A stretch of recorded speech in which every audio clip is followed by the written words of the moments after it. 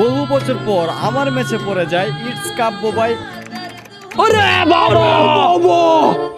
And বানি triple 4। তো এখানে কাব্য ভাই একটা এমএর টুবিতে কিল করে তখনই বুঝতে পারি যে সামনে কিন্তু আছে কাব্য ভাই এন্ড বানি ভাইয়ের ফুল টিম। আমি কিছু না ভেবে উড়াদুরা রাশ মেরে দিলাম। আমার কাছে আছে MP5 জেটটা, ফাইনালি কিন্তু কাব্য ভাইয়ের নক করে এবং কনফার্মও করে দিলাম। বানি ভাই কিন্তু এখানে লাইভে ছিল, তার ক্যাম্প থেকেও দেখেন। বানি ভাই সহ আরো দুইজন কিন্তু এখানে ফাইনালি ট্রেন দিয়ে চলে গেল। যেহেতু কাব্য বাইরে একবার মারছি, তো বানি বাইরে দরকার। সামনে একটা প্লেয়ার ছিল, ওরে কিন্তু একটা শট দিছি, তারপর আইরিশ পেনে যখনই নক তুই কি আমারে ফুটপাতের মাস্তান ভাবছস? কাব্য ভাই আবারও নক। যে মুখটা আমি সঙ্গীত গাই সেই মুখে তুই আঘাত করে দিলি।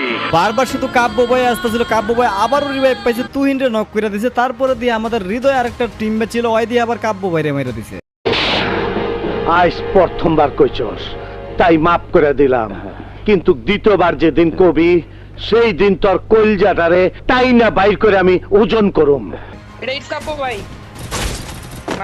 তো পুরো ম্যাচ ভালো খেলে লাস্টের দিক দিয়ে আমার টিম আইসা দেখো তিনজনই শেষ, শুধুমাত্র আমি একা বেঁচে আছি।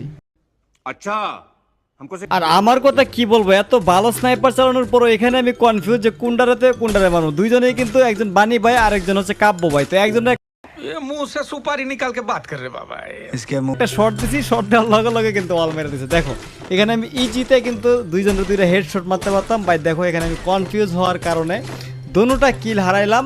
তোরা যখন পাড়ায় গুলি নিয়ে খেলতিস তখন আমি পেটো নিয়ে খেলতাম, এক একটাকে টোক্কায় ঝাড়বো। তোরা বন্ধের পক্ষে একটা বোম ফেললে আমি সোনার বাংলার পক্ষে 10টা বোম ফেলবো। প্লাস এখানে আমার সাথে সামনে কি হবে এটা দেখো।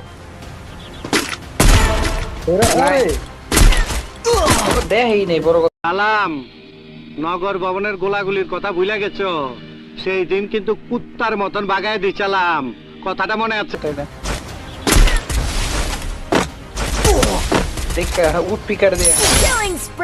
তো ফাইনালি এখানে আমরা ওয়াইপ আউট। তো ভিডিওটা যদি ভালো লেগে থাকে অবশ্যই লাইক এন্ড সাবস্ক্রাইব করে দিবা। যেই গেমটাতে একটা দিন আপডেট আসলেই থাকতে পারি না, হয়তোবা সবকিছুর মতো করে সেই গেমটাও একদিন হারিয়ে যাবে।